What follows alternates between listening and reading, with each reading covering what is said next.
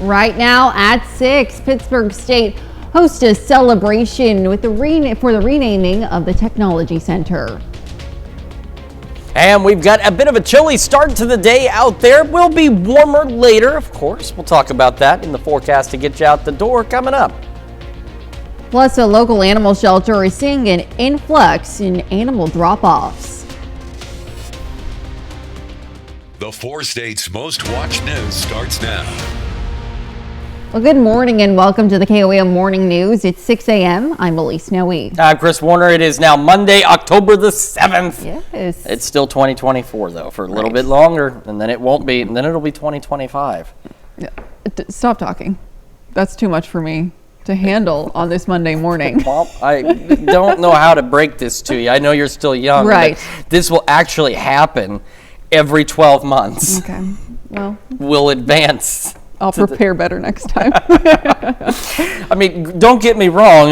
There are plenty of us out there, I'm sure, who've tried to stop this process, but it happens anyway. This year just flew by. It really did. Really 2024 has really gone by quick, but and it's been a very warm 2024, Certainly. and it's going to continue to be that way. But today, kind of like a week ago, and kind of like it'll be a week from now, we'll have a normal day across the area. Let's start with the look outside, though.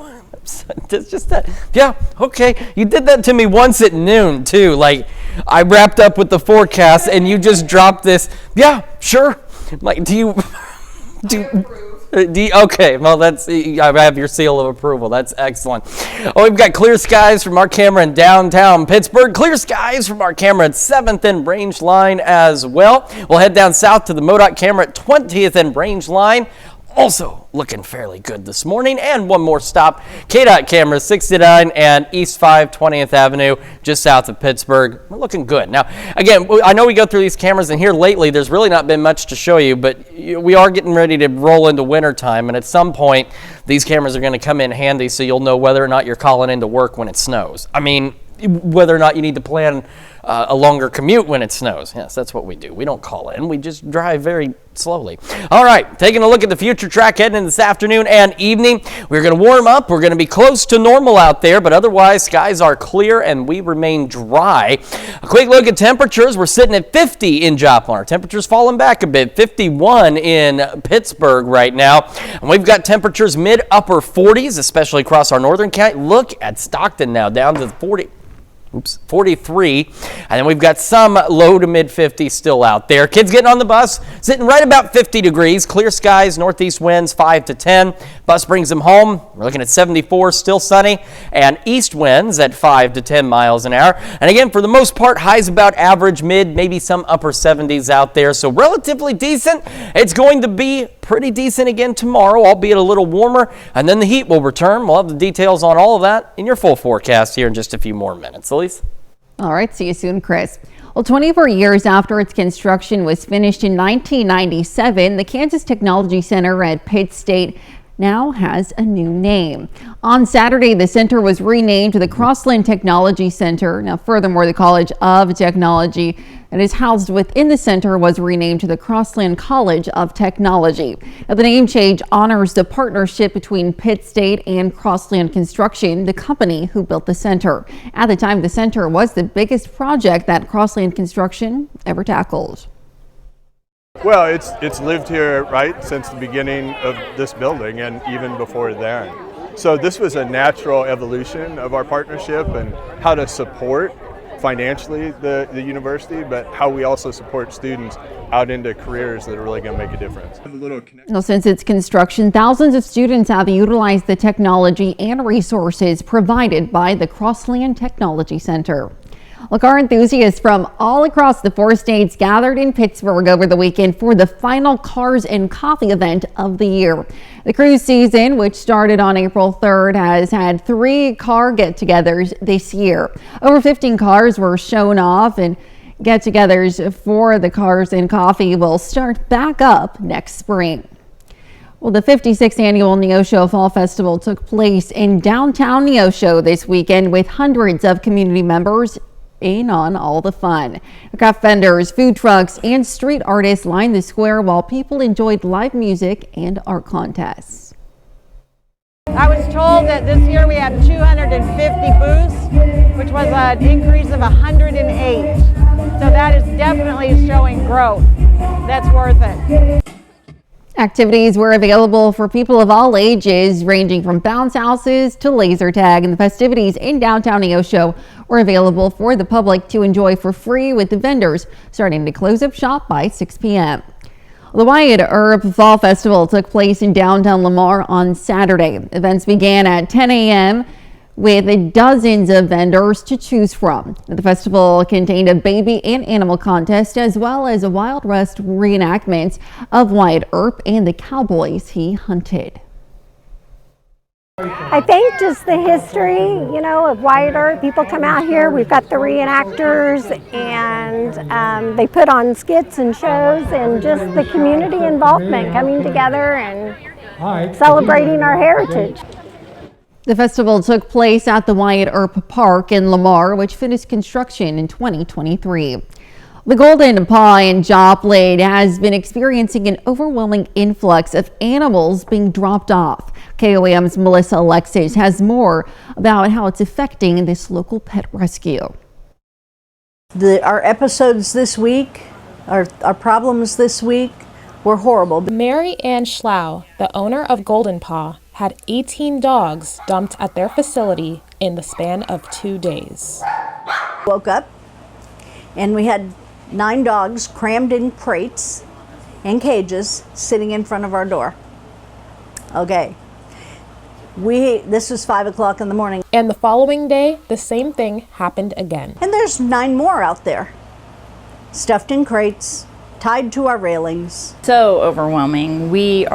All of us are exhausted with this issue and sitting down realizing how big this issue is. She says Joplin Humane Society is no longer accepting dogs due to overcapacity, which overwhelms them with figuring out where to put the dogs.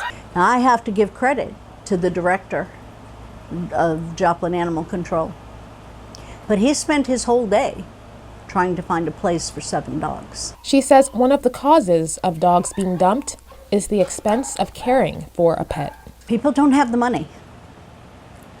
The economy is no good. You can't feed an animal. You can't house an animal. Landlords throw them out of their buildings even when they've been there. She says to prevent the amount of dogs that are left without a home, people should do their part to spay and neuter their animals.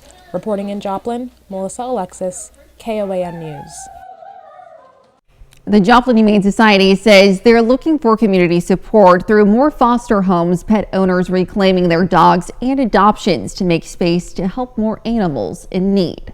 And that's a look at this morning's top stories and weather coming up on the KOAM Morning News. Well, just as cleanup is underway after Hurricane Helene, Florida prepares for Hurricane Milton. We'll have the details on the preparations that are already underway. Plus, one area church took some time to be a blessing to a few local four-legged friends. And we have a slight break from the heat. Chris Warner will have more from the Skywatch Weather Center. You're watching the KOAM Morning News. We'll be right back. But first, here's a live look from the Pryor Creek Pumpkin Patch in Cherryville, Kansas.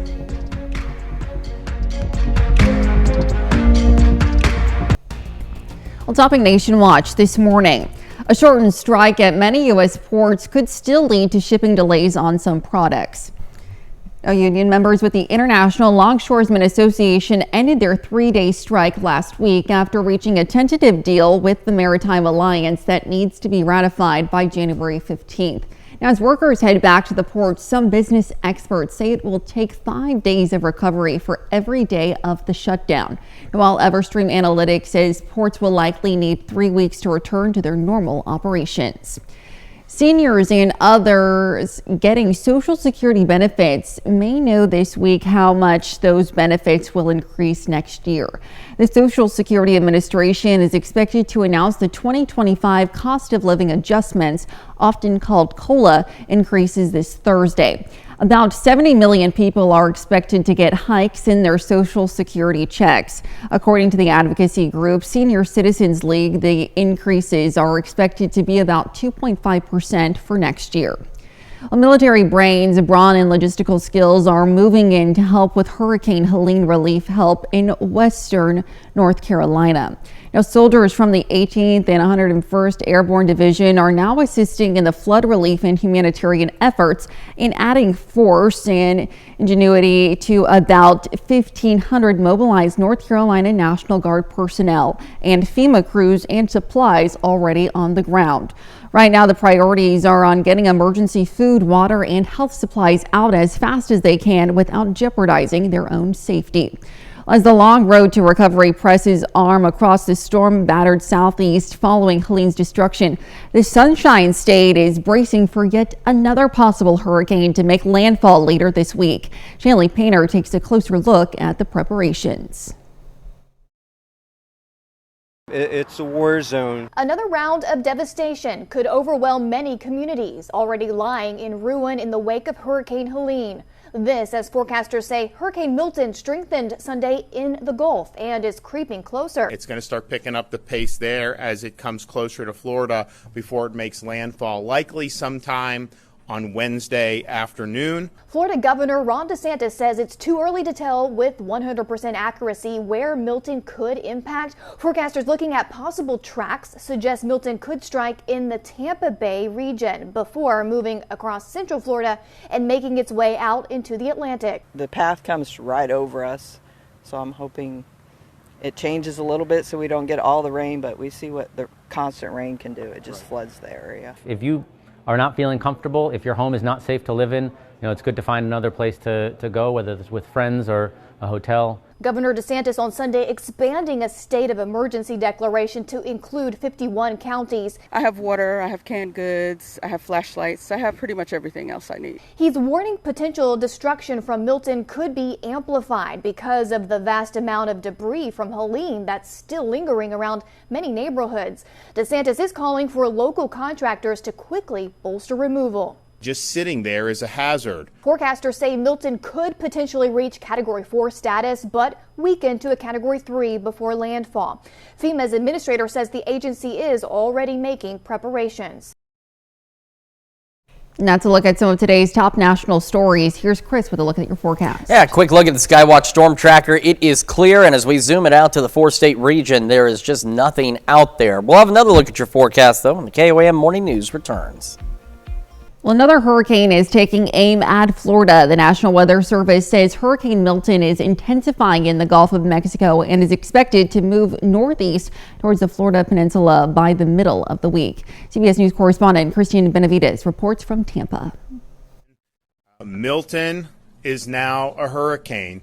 As 6 southern states continue to deal with the devastation Hurricane Helene left behind, the Gulf Coast of Florida is now bracing for Milton. The storm is forecast to make landfall around the middle of the week. The forecast currently calls for the storm to reach potentially a Category 4 with landfall at a Category 3. While Milton gathered steam over the weekend, Floridians prepared. Making sure all the sandbags are at our doorstep garage, and that's the most preparation we're going to do. We're just doing it to help out our grandma, but we're going to get like groceries later and stuff in case it's really bad. The storm was on track to become a major hurricane with the Tampa Bay area in its path. The entire Florida peninsula on the Gulf side has the potential to have major impacts from storm surge. How that storm ultimately develops in terms of the track will obviously have a big impact in terms of which areas are going to get more damage than others. Forecasters say Milton could potentially cross Florida and head out into the Atlantic. That would spare Georgia and the Carolinas from anything like the catastrophic impact Helene delivered. Christian Benavides, CBS News, Tampa, Florida.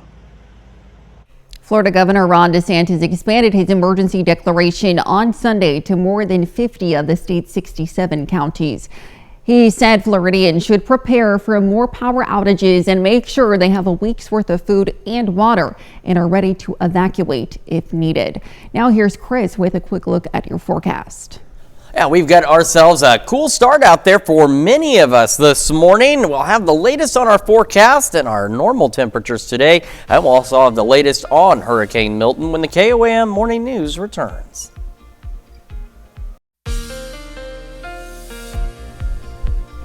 Welcome back to the KOAM Morning News. It is now 6:21, about to be 6:22 on this Monday morning. Future track for us over the next couple of days is going to leave us dry and warming up eventually. For today, though, temperatures are looking to be relatively close to average out there. We'll have those east winds at around 5 to 10 miles an hour.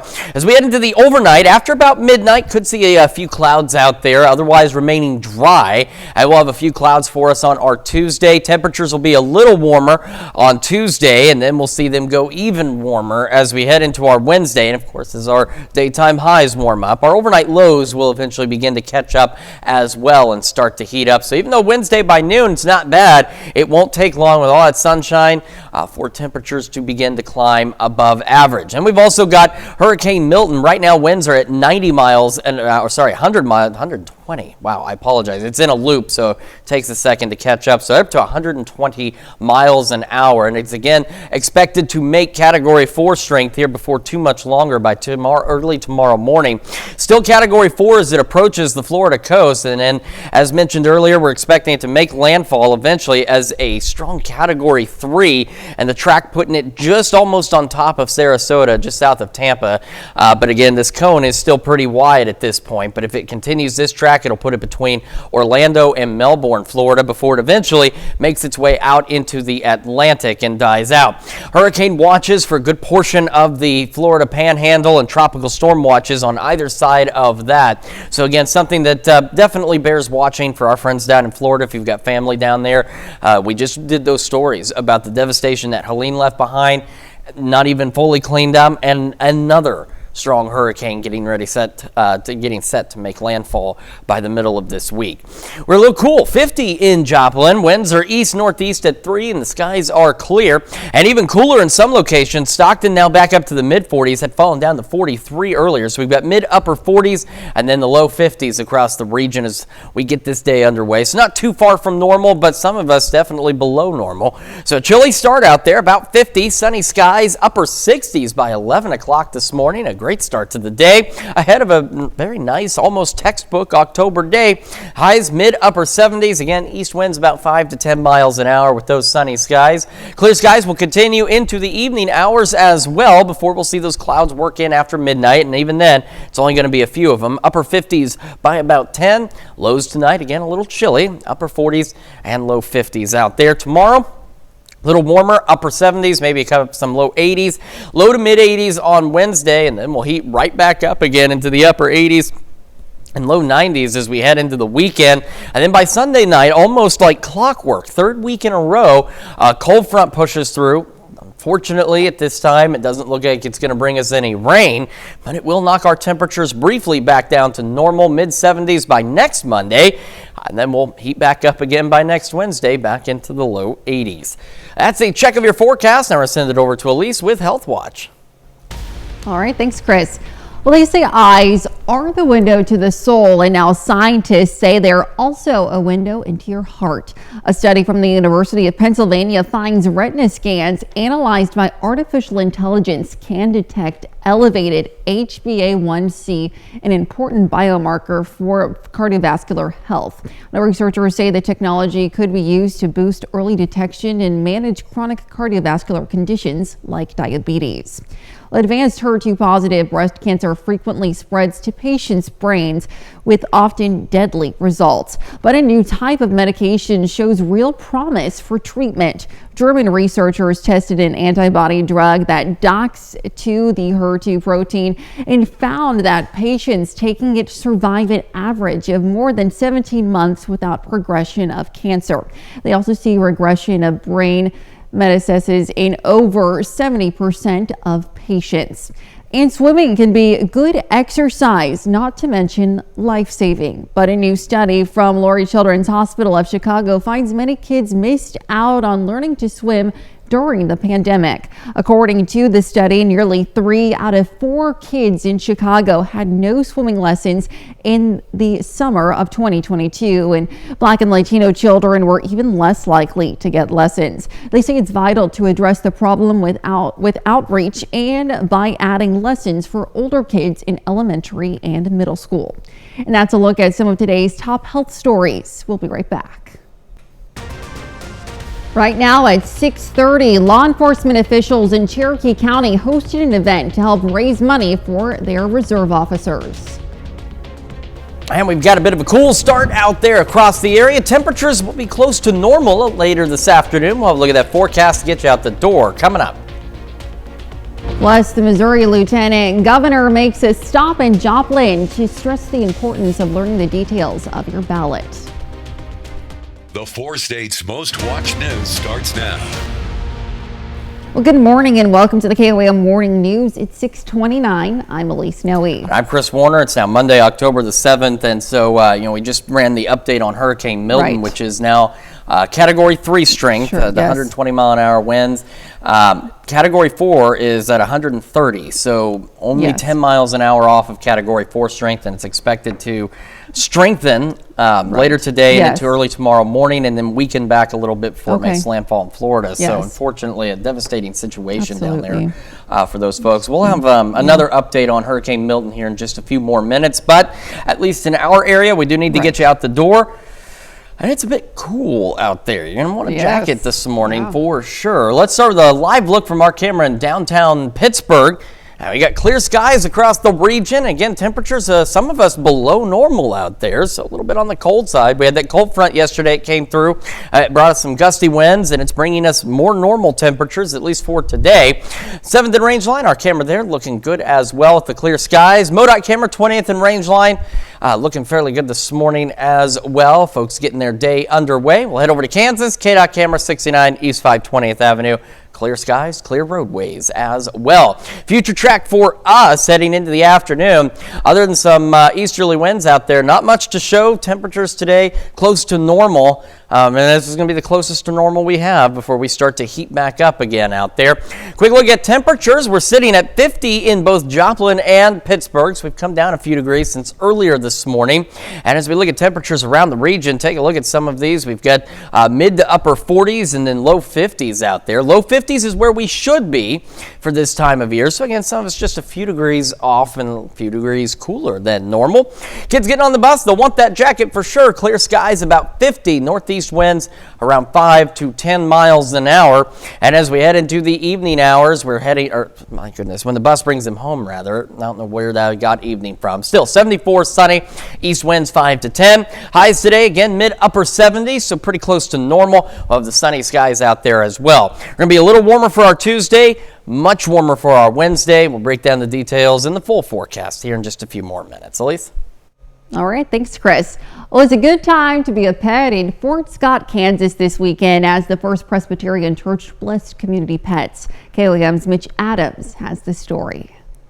It's important to take a moment to realize that animals are a gift that we've been given to care for and to appreciate and to love, and they give so much back. The First Presbyterian Church blessed pets and their owners in Fort Scott. Each dog, cat, ferret, or goose was given a St. Francis medallion and blessed by the church's pastor. This Sunday after church, the animals were the star of the show. It's really about them today, and just taking a moment to remind the adults, the humans in their lives, that they're a blessing. Pet blessings lead back over 800 years to St. Francis of Assisi, the patron saint of ecology and animals. Many of the pets blessed were rescued from dumping or abuse, and this event was a way to show love to the pets that were saved from rough conditions. You know, I think all of us are sensitive to the mistreatment that we often see. You would be surprised at how many of us here today, some of the dogs that we have were just dumped. The dumping Jane Campbell mentions has also affected local shelters and their ability to house animals. For those who may be considering adding a furry friend to your family, Campbell offers something to think about. I mean, there's no law that says anybody has to have a pet. So if you don't think you're making a commitment basically for life, obviously, sometimes things just absolutely make it impossible, but basically for life, then you shouldn't have that animal. All in all, the pet blessing is a way to pause and reflect on how fortunate these creatures and their humans really are. In Fort Scott, Mitch Adams, KOAM News. Now, this is the first year that the church held a gathering like this under their current pastor, but they have plans to make this an annual tradition. The Baxter Springs Police Department, in conjunction with the Cherokee County Sheriff's Office, held a back-to-badge event Saturday. Now, the annual event is to raise money for the reserve programs within the law enforcement agencies. Reserves do not receive any form of payment, and they are often asked to purchase their own equipment. Seeing the community come out and support us and get a chance to visit with them and talk to them about many different subjects within the county. And it's a good time for the community to also meet the men and women of these reserve units that volunteer their time to help ensure their safety. The money raised from the event was split evenly between the two programs. The village in Golden City, Missouri put on its second harvest party. Guests could enjoy lunch, music, games, and more. Artisans were also brought in to show off crocheting and spin wheeling, and guests could also go inside the store for ice cream. The Joplin Regional Airport's Freedom of Flight Museum held their annual Wings and Wheels celebration. Now, the car and plane show included over 100 cars and 15 planes, along with partnerships of the American Legion and Civil Air Patrol. Now, kids could also participate in some basic STEM activities like launching straw rockets, basic coatings, making a hovercraft, and more. Well, it was homecoming weekend for the Missouri Southern Lions. Saturday morning, downtown Joplin Main Street was closed as Missouri Southern State University held their homecoming parade. Now, a few of KOAM's own, including Chris and I, made an appearance at the parade, and the theme for this year's parade was Wild West. All of this took place before kickoff, which happened at 2 p.m. that afternoon. Missouri Lieutenant Governor Mike Kehoe made an appearance in Southwest Missouri Friday. Kehoe, who is running for governor of the Show Me State, hosted a meet and greet with supporters in Joplin at the Jasper County Republican headquarters. With the general election just 31 days from now, the gubernatorial candidate stressed the importance of learning the details about what's on the ballot. Encourage them to do the research. You can search on the internet information about any of the issues, our candidates that are on the ballot, and you'll find a lot of pros and cons on each of those issues. So I would encourage Missourians to do that. And then also, as I mentioned earlier, they might have friends that they trust with their opinion. If you have any questions concerning the upcoming election, just head over to KOAMNewsNow.com/elections, where we've provided plenty of information. Well, the Pittsburgh Public Library celebrated an extraordinary career this weekend. Since 1992, Carol Ann Robb, a lifelong Pittsburgh resident, has spent her career sharing a love of reading and books with patrons of the library. With her talent for matching readers with books, Robb has recommended tens of thousands of titles to community members. Now, since joining the library in 1992, Robb has played a pivotal role in the library's expansion and has implemented countless programs, from book discussions to poetry readings and author visits, but most notably the Coffee and Carols Holiday Program. People come in, we'd have Christmas treats, kids from Storytime would come in, we'd usually have a story, and then we would have a carol sing-along, and it was just a fun program, and it brought people of all ages together, and that's the one thing I really think I'm most proud of. The library recognized the decades worth of service Robb has provided before she officially turns the page on this chapter in her life. And that's a look at our top news stories coming up this half hour on the KOAM Morning News.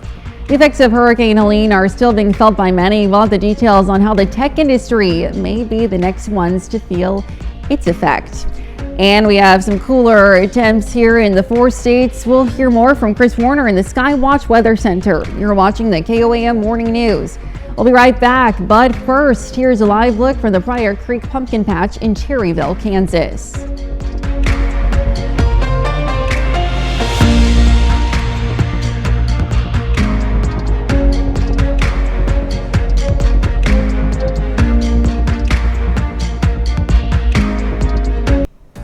In Consumer Watch this morning, it's been over a week since Hurricane Helene slammed into Florida, destroying cities and towns along the Gulf Coast. The storm then raged northward and inflicted widespread devastation across 6 states, killing more than 200 people. Residents have likened the aftermath to a war zone. The devastation in North Carolina is also impacting an extremely important corner of the tech industry. Ivan Rodriguez joins us with the latest. On the outskirts of Spruce Pine, North Carolina, a town of less than 2,200 people, are 2 mines that produce the world's purest quartz. These mines in this little town are responsible for 80 to 90% of the crucibles that are used by the semiconductor manufacturing industry to make silicon chips. Because of the destruction and damage from Hurricane Helene, it could take weeks for the mines to be operational again, let alone rebuilding communities devastated by the storm so specialized employees can return to work. David Bader says this could lead to disruptions in the supply chain. This will have an impact in our chips, and it could substantially add the delays to the processes, and that means delays in consumer products that use these chips, and also driving the cost to consumers higher. During the last global chip shortage in 2021, caused by the pandemic, car manufacturers were building nearly complete cars, but without the chips to power critical features, they couldn't be shipped.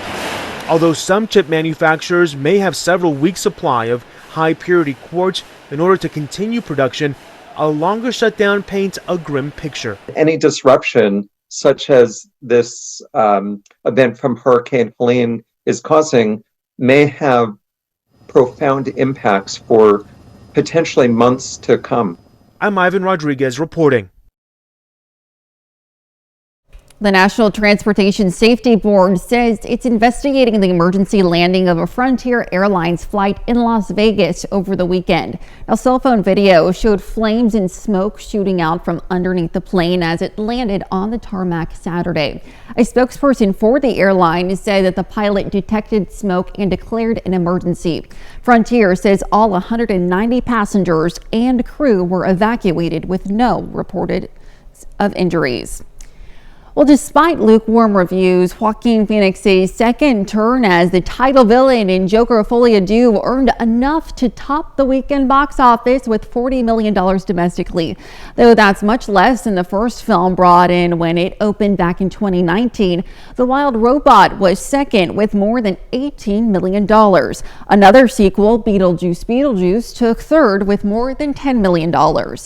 And a Krispy Kreme is asking who you gonna call. Starting today, the chain is marking the 40th anniversary of the iconic movie franchise Ghostbusters with 4 new donut flavors honoring the film's most memorable characters like Slimer and the Stay Puft Marshmallow Man.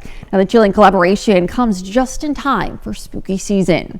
And that's it for Consumer Watch. Here's Chris with another look at your forecast. Yeah, we're going to start with a live look from our camera in downtown Pittsburgh. Sun's slowly starting to rise out there, but you can tell the skies are clear. And we'll take a look from our camera at 7th and Range Line. Again, clear skies, and it is a bit on the chilly side as we get this Monday underway. MoDOT camera, 20th and Range Line, looking back to the southeast. Few more people now on the roadways, waiting in line for that light to turn green.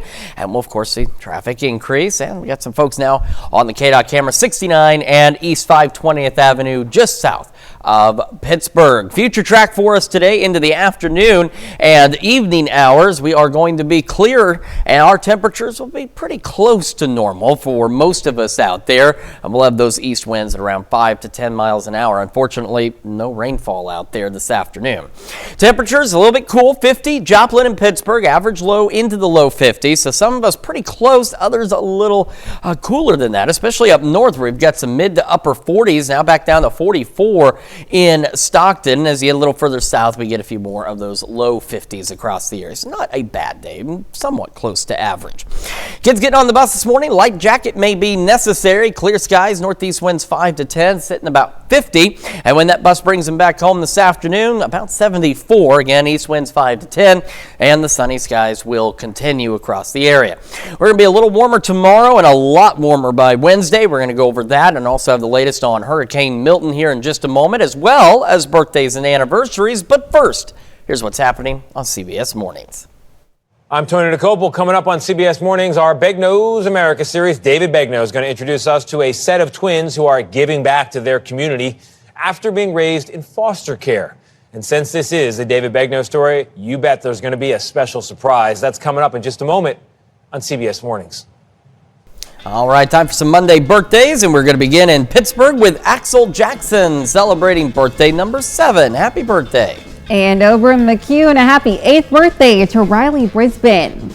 And in Columbus, Riker Saporito celebrating birthday number 11. It says, love you, gimme.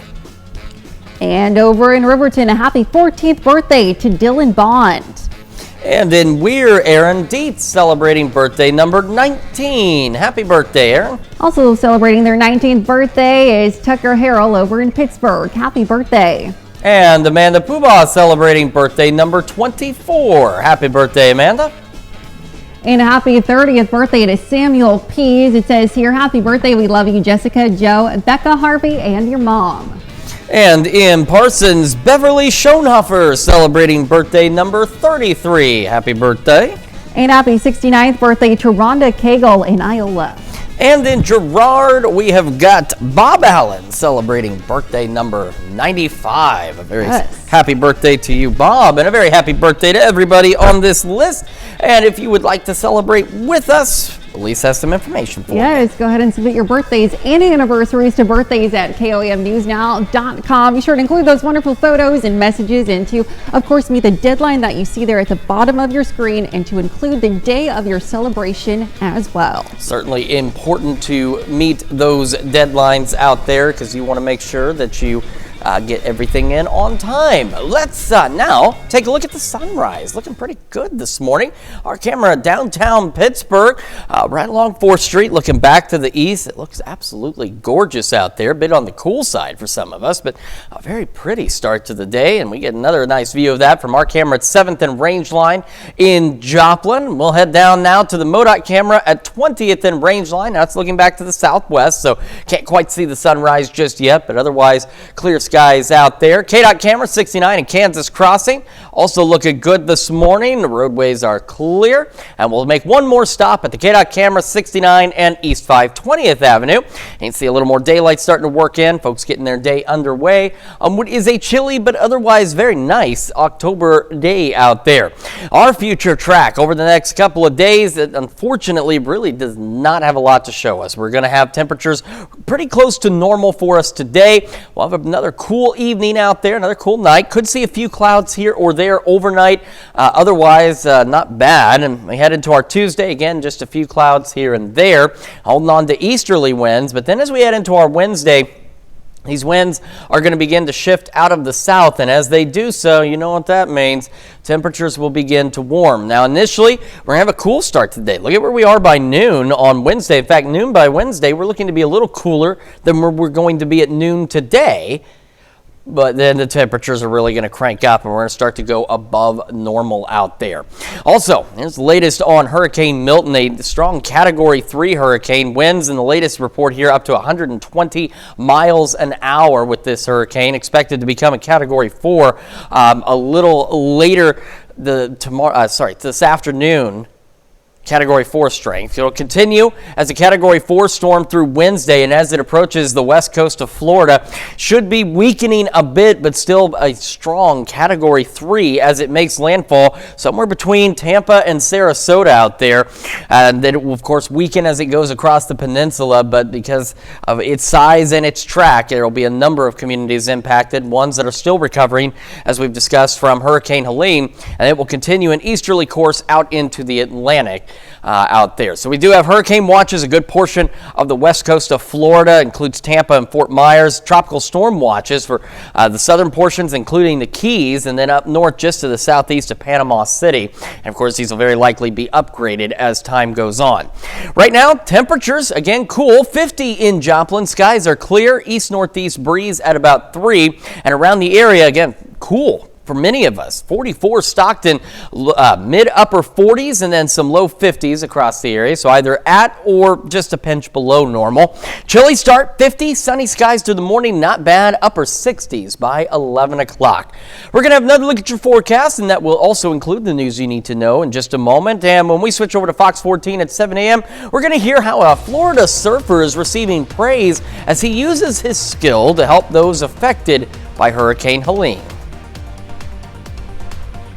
And here's a check of today's top headlines, the news you need to know before you head out the door. On Saturday, the Kansas Technology Center was renamed to the Crossland Technology Center. Now, the name change honors the partnership between Pitt State and Crossland Construction, the company that built the center. Since its construction, thousands of students have utilized the technology and resources provided by the Crossland Technology Center.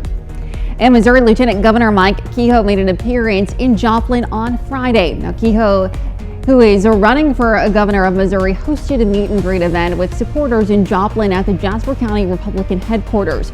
With the general election just under 30 days, he stresses the importance of learning the details about what's on the ballot. And the Baxter Springs Police Department and the Cherokee County Sheriff's Office held a back-to-badge event Saturday. The annual event is to raise money for the reserves programs within the law enforcement agencies. The reserves do not receive any form of payment, and they are often asked to purchase their own equipment. And that's a check of today's top headlines, the news you need to know before you head out the door. And as you head out the door, grab a jacket. Going to be a little bit on the cool side. We will be near average today, mid-upper 70s, sunny skies, east winds at around 5 to 10 miles an hour. Clear skies through the evening, upper 50s by 10, falling back into the upper 40s and low 50s tonight with just a few clouds here and there. A few clouds for our Tuesday, a little warmer, upper 70s, maybe a couple of low 80s. And then we heat back up, upper 80s, low 90s into the weekend. Another cold front. Almost the third week in a row at the same time, Sunday night into Monday. No rain, unfortunately, but it does kick our temperatures back to average briefly before we heat back up again by next Wednesday. Well, coming up today at noon, we're making Senate bean soup in the Mr. Food Test Kitchen. And your morning news continues on KOAM with CBS Mornings. Or you can switch on over with us on Fox 14, where your only local morning news continues. This morning, a restaurant in Arizona is helping those in need by providing free meals to the homeless. Plus, a local animal shelter is experiencing problems adopting out animals as a large number of pets are being dropped off. However, it's going to wrap it up for us for now. We will see you back here tomorrow morning at 5 a.m. And we'll see you today at noon.